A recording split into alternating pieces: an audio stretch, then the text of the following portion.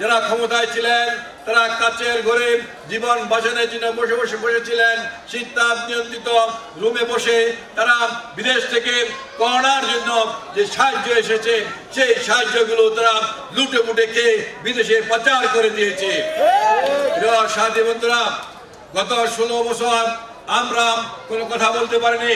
গত 16 বছর শেখ হাসিনার বিরুদ্ধে যারা কথা বলেছেন তাদেরকে গ্রেফতার করা হয়েছে। যেসব সাংবাদিকরা তাদের কলমের মাধ্যমে পত্রিকায় লিখেছেন তাদের বিরুদ্ধে গ্রেফতার করা হয়েছে। অনেক সাংবাদিককে বাংলাদেশের 64 জেলায় 64টি মামলা দিয়েছে।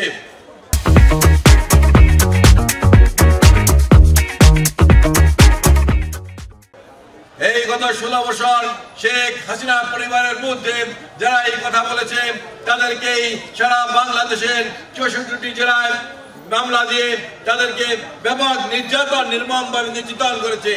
তাদের কাছ থেকে আলেম সমাজও মুক্তি পায়নি। যে সকল আলেম কোরআনের বয়ান করতে গিয়ে এই সরকারের বিরুদ্ধে কথা বলেছেন তাদেরকেও গ্রেফতার করে বছরের পর বছর জেলখানায় রেখেছিল।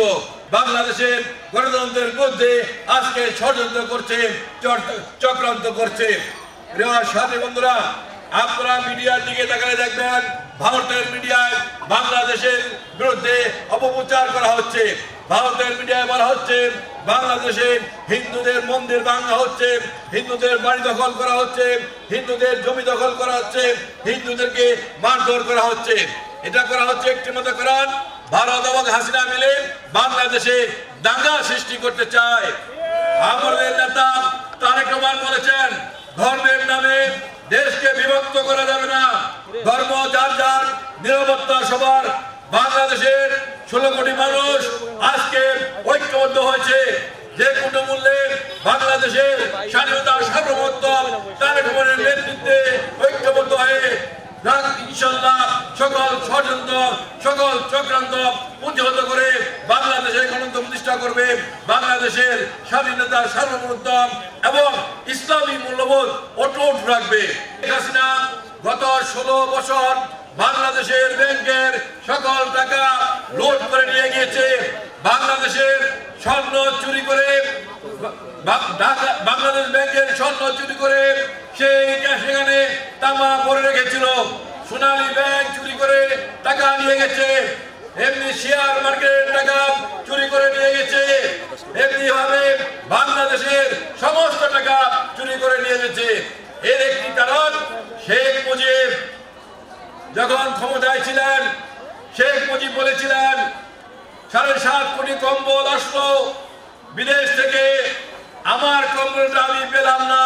অর্থাৎ শেখ মুজিবের কম্বলটাও চুরি করে নিয়ে গিয়েছিল।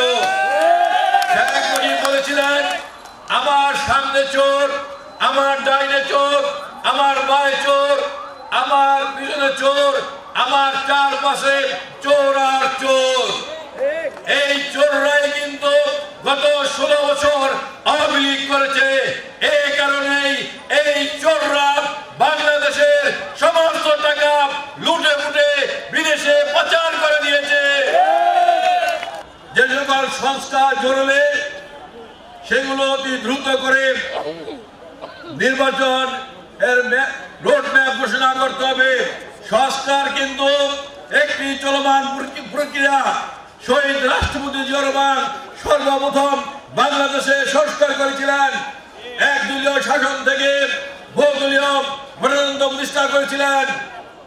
4টি পত্রিকা ছিল মাত্র। বাংলাদেশের সমস্ত পত্রিকা উনি ওপেন করে দিয়েছিলেন। পরবর্তী পর্যায়ে দ্বিতীয় সংস্কার করেছিলেন আমাদের তিনবারের প্রধানমন্ত্রী দেশনেত্রী বেগম খালেদা জিয়া। রাষ্ট্রপতি সরকারকে বাতিল করে সংসদীয় সরকার চালু করেছিলেন। প্রিয় সাথী বন্ধুরা, তাই সংস্কারের নাম দিয়ে দীর্ঘদিন ক্ষমতায় থাকার কোনো যৌক্তিকতা নেই। সংস্কার একটি চলমান প্রক্রিয়া। যতদিন পৃথিবী থাকবে, যতদিন বাংলাদেশ থাকবে, পর্যায়ক্রমে সংস্কার চলতেই থাকবে।